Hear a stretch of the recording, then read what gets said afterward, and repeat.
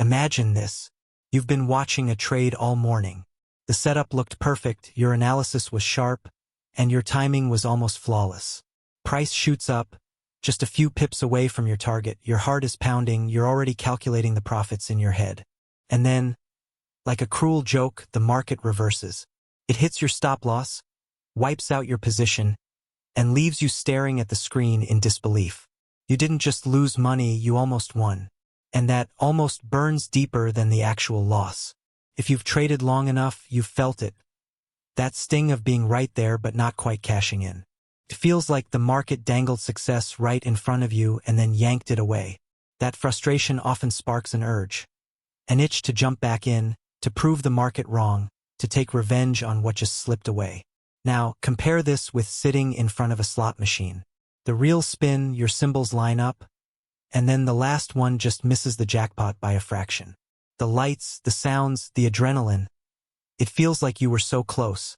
And that near miss convinces you, one more spin and I've got it. Trading and gambling couldn't be more different in mechanics, but in psychology, they're eerily alike. The mind reacts to near misses in both arenas with the same chemical cocktail. Dopamine, hope, and frustration blended into a dangerous fuel for impulsive decisions. So here's the big question we're going to unpack. Why does almost winning hurt more than outright losing? And more importantly, why does it drive traders back into risky, impulsive trades, even when logic says step away? Psychologists have a name for this strange phenomenon. It's called the near-miss effect. A near miss is when you technically lose, but the loss looks and feels so close to being a win that your brain doesn't process it as a complete failure. Instead, it tricks you into thinking you're on the edge of success, as if the next attempt is almost guaranteed to deliver the reward. This isn't just theory, it's been studied extensively in gambling research. Scientists found that when a person almost hits the jackpot on a slot machine, the brain lights up in the very same reward pathways as if they had actually won. In other words, your mind rewards you for failing, as long as the failure looks close enough to victory. It's bizarre, isn't it? Imagine training for a marathon, stopping at mile 25, and your brain still throws you a little celebration because you almost finished.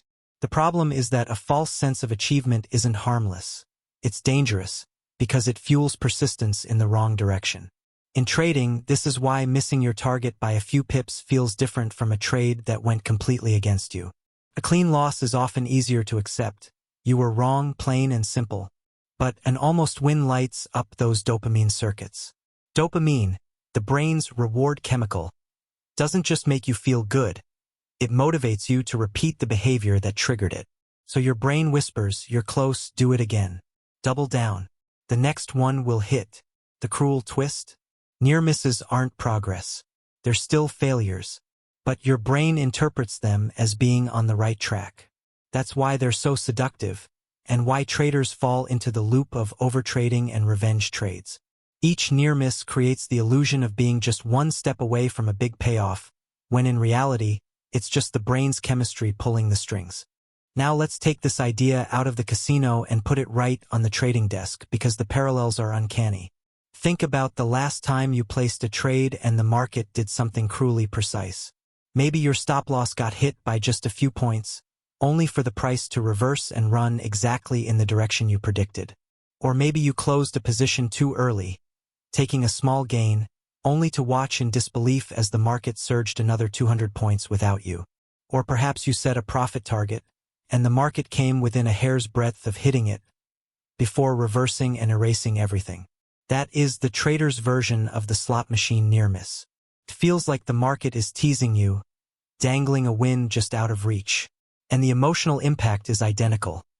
Frustration, excitement, and the overwhelming urge to try again. Here's the kicker, the trader, just like the gambler, often interprets these near misses as proof that they were almost right. The mind says, see, my analysis was good. I was close. Next time I'll get it. And instead of stepping back to assess the setup rationally, they're pulled back into the market, often with more risk, more urgency, and less discipline. This is why trading psychology is so dangerous when left unchecked. Casinos design slot machines to maximize near misses. They want you to feel like you're just one spin away from winning big. The market, of course, isn't designed by anyone. It doesn't care about your feelings. But the randomness of price movement creates its own casino moments. Those near misses pop up naturally, and they exploit the same wiring in your brain that casinos have been leveraging for decades. And just like in the casino, that almost win is what keeps people hooked. It's not the clean losses that drive traders into overtrading. It's the close calls. The trades that felt like they should have worked. The setups that validated the ego but punished the account. So here's the problem. In both trading and gambling, the near miss creates an illusion of control. The trader believes they were just unlucky when in reality, it may have been poor execution, poor risk management, or simply the noise of the market. And once that illusion sets in, the stage is perfectly set for emotional decisions, what we often call overtrading, chasing, or the dreaded revenge trade. So what happens after the near miss? This is where things start to spiral. It begins with frustration, that burning sensation in your chest when you realize you were right, but the market still found a way to take your money. Frustration quickly morphs into self-talk. I was so close. Next time I'll get it. I can't let the market make a fool out of me. And that's where the real danger begins, because frustration rarely sits quietly. It demands action, pushes traders back into the market, not because there's a setup worth taking, but because they want to redeem themselves. This is the seed of revenge trading. Revenge trading is never about strategy, it's about ego. It's about trying to get back what was lost, or worse, what was almost won. And here's the psychological twist. Traders often increase their position size on these emotional trades, convincing themselves that the next one is the payoff they deserve. But instead of careful risk management, it's recklessness dressed up as determination. The spiral deepens when those revenge trades don't work out, which, more often than not, they don't. Losses pile up. Emotions intensify. Frustration turns into anger, anger into desperation, and desperation into what we call overtrading. Taking trade after trade with no plan, no discipline, just the raw urge to claw back what slipped away. This is the vicious cycle. A near miss leads to frustration. Frustration leads to a revenge trade. A revenge trade becomes a loss. The loss yields desperation. And desperation becomes overtrading. By the time most traders realize they're in this spiral, it's too late. The account has taken serious damage, and the psychological scars run deeper than the financial ones. What began as a single near miss has snowballed into a storm of bad decisions. The irony? A clean, obvious loss often doesn't trigger this spiral. When you're completely wrong, it's easier to accept reality and move on. But when you're almost right, that's when the mind refuses to let go. That's when the spiral takes over. Now, here's where it gets even more fascinating. The emotional spiral we just walked through doesn't happen in a vacuum. It's powered by a set of mental traps called cognitive biases. These are shortcuts the brain takes, usually to save energy, but in trading they end up sabotaging us. Let's break down the big ones that kick in after a near miss. First, the illusion of control. This is the belief that we have more influence over outcomes than we actually do. In trading, it shows up when you think, if I had just adjusted my stop by a few points, I would have caught the move. Or, if I re-enter right now, I can fix this trade. The reality? Markets don't bend to your will. But the near miss convinces you that you were almost there. So the next tweak will surely get it right. Second, the gambler's fallacy. This is the belief that after a string of failures, success is due. Casinos thrive on this. A roulette will land on red 5 times in a row, and people pile money on black, convinced that the balance must come. In trading, the gambler's fallacy shows up as, I've been stopped out 3 times today. Surely the next trade has to work. The market doesn't keep score like that. Each setup is independent. But the brain loves patterns, and it tricks you into chasing the next one. Third, confirmation bias. This is when we only see what supports our existing belief and ignore everything else. After a near miss, the trader thinks, my analysis was spot on, I just got unlucky. They'll focus on the part where price moved in their direction briefly, ignoring the fact that their entry, timing, or risk management was flawed. It's selective memory that protects the ego while quietly eroding the account. And finally, the sunk cost fallacy. This is the dangerous idea that because you've already put time, effort, or money into something, you need to keep pushing until it pays off. In trading, that looks like doubling down after a series of near misses. You've invested so much energy that quitting feels like throwing it all away. But the truth is, throwing more capital into a flawed approach is like digging a deeper hole and hoping it'll somehow turn into a ladder.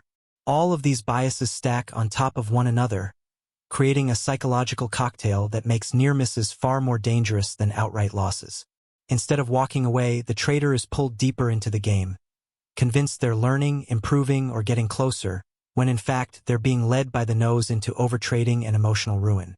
Now let's take a peek under the hood, literally inside the brain. Because what's fascinating about near misses is that they don't just feel like wins. Your brain actually treats them almost like real wins. Neuroscientists have put gamblers into MRI machines and tracked brain activity during slot machine spins. The results are shocking. When someone hits a near miss, say, 2 jackpot symbols line up and the third one barely misses, the same reward centers in the brain light up as if they'd actually won.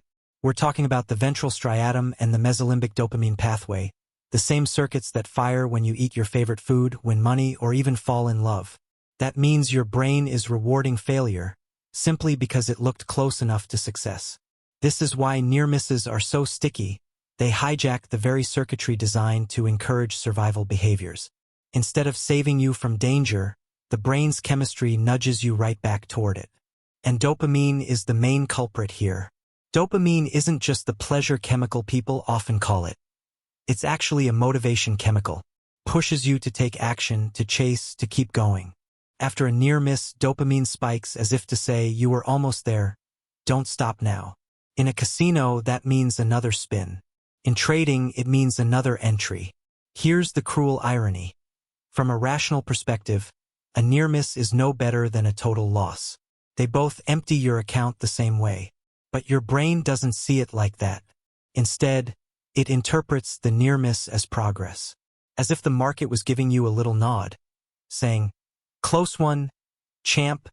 Try again, you're getting warmer." This illusion of progress is what hooks traders into destructive cycles. It convinces them they're due for a win, when in reality, they're simply being lured by their own neurochemistry. And unlike in a casino where the house rigs the odds, in the market, the trap is self-inflicted. The market doesn't care. It's your own wiring that's playing the trick. The takeaway? Near misses don't just frustrate you, they rewire you. Every time you experience one, the brain quietly strengthens the urge to keep pressing buttons, keep clicking buy or sell, keep putting more on the line. Unless you're aware of it, you'll confuse that chemical nudge for intuition, when it's really just biology leading you astray. At this point, you might be thinking, okay, casinos are designed to exploit near misses, but the markets aren't slot machines. Nobody's programming charts to tease me, right? True. The market isn't deliberately engineered to trick you. But here's the twist, it doesn't need to be. The natural behavior of price action creates the same psychological traps all on its own. Think about how markets move. They spike, they retrace, they consolidate, they shake traders out before resuming direction. It's messy, it's volatile, and it's full of fake-outs. And those fake-outs? They're nothing but trading's version of a slot machine's near miss. Consider stop hunts. How many times has your stop loss been taken out by a fraction of a pip, only to watch the trade rocket in your direction after you're out? That's not just bad luck. It's a market structure designed by liquidity. But to the human brain, it feels personal. It feels like the market knew you were about to win and snatched it away. That sting sets the stage for emotional re-entry. Or think about profit targets. The market comes within a whisker of hitting your take-profit level, then reverses hard. Rationally, it's just volatility. Psychologically, it's torture. It's the equivalent of the slot machine reel stopping one symbol short of the jackpot. Your brain screams, "I was right. I deserve that win." And in that moment, the urge to chase becomes overwhelming. This is what makes trading so dangerous for the undisciplined. Casinos have flashing lights and jackpot bells to amplify the near-miss effect. The market doesn't need them.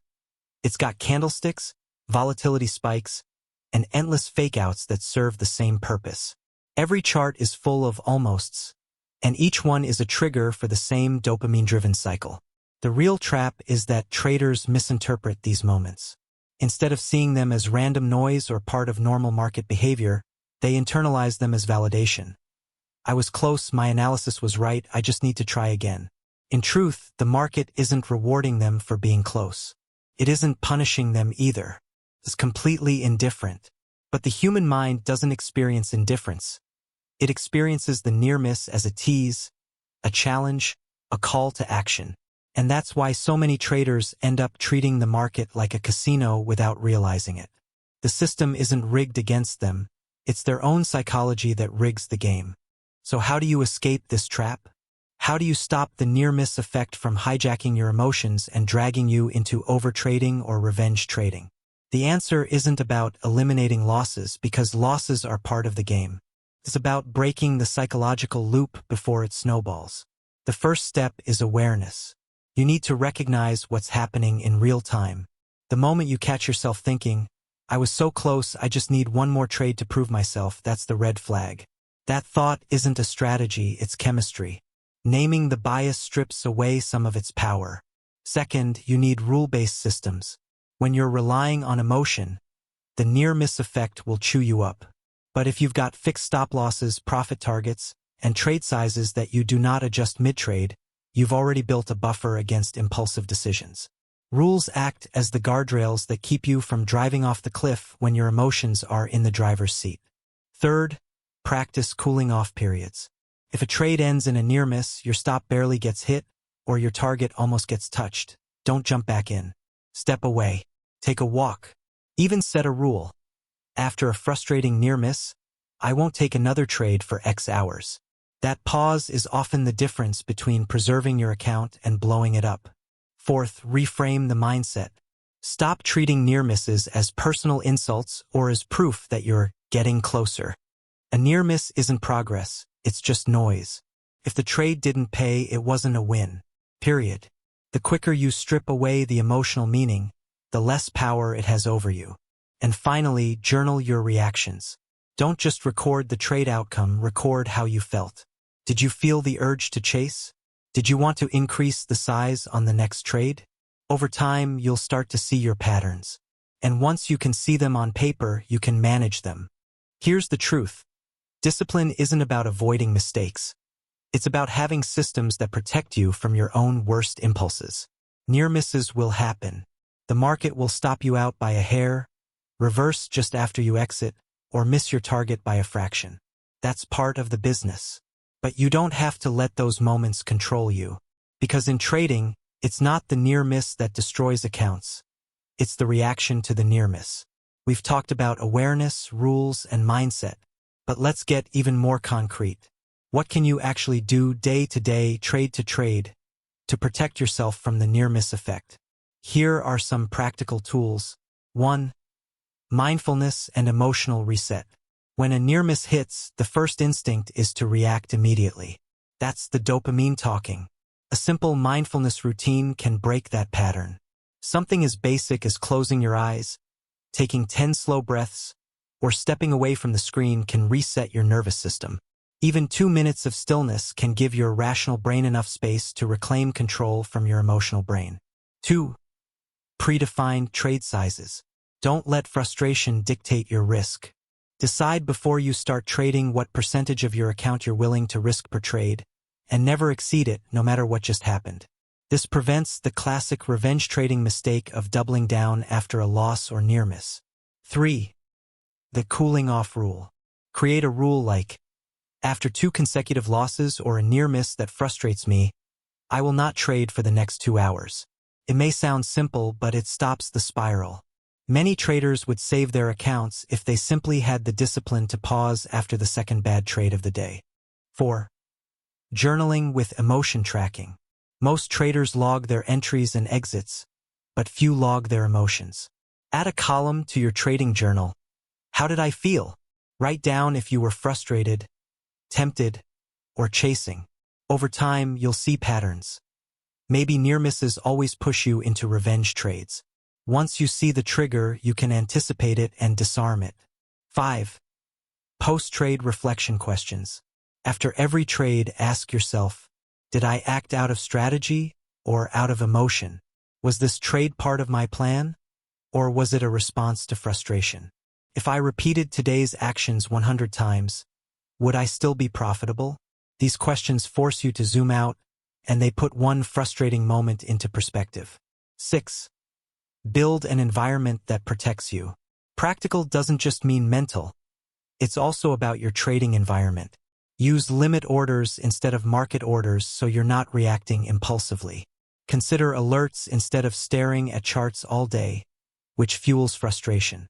Even something as simple as trading in a quiet, distraction-free space can reduce the chances of emotional overtrading. The truth is, tools don't need to be complicated, they just need to be consistent. Each one adds a layer of protection between your capital and your emotions. Because at the end of the day, the market isn't your enemy. Your own reactions are. So let's step back and look at the big picture. Near misses are not just frustrating little quirks of trading, they're psychological traps. They hijack the brain's reward system, tricking you into feeling like you're making progress when you're actually not. They push you toward overtrading, revenge trading, and emotional spirals that have nothing to do with skill and everything to do with chemistry. Casinos figured this out decades ago. They designed games to keep you hooked on almost winning. The markets don't need to design anything. Price action naturally produces those moments. Your stop gets clipped, your target almost hits, the breakout happens just after you exit. The market doesn't care, but your brain does. And unless you're aware of it, you'll keep reacting like a gambler pulling the lever one more time. Here's the truth. Near misses only have the power you give them. They can be fuel for frustration, or they can be treated for what they really are, noise. The difference between traders who survive and traders who burn out is how they handle those moments. Do they spiral into overtrading, or do they recognize the trap and step back? The best traders don't waste energy on what almost happened. They don't chase ghosts of trades that could have been wins. They focus on the next valid setup, the next clean opportunity, and they protect their mindset as fiercely as they protect their capital. So the next time you experience that sting of being so close, remind yourself, almost winning is still losing. The market doesn't hand out points for being nearly right. It only rewards discipline. And maybe that's the real edge, knowing that survival doesn't come from chasing the win, but from mastering the urge to chase after almost winning.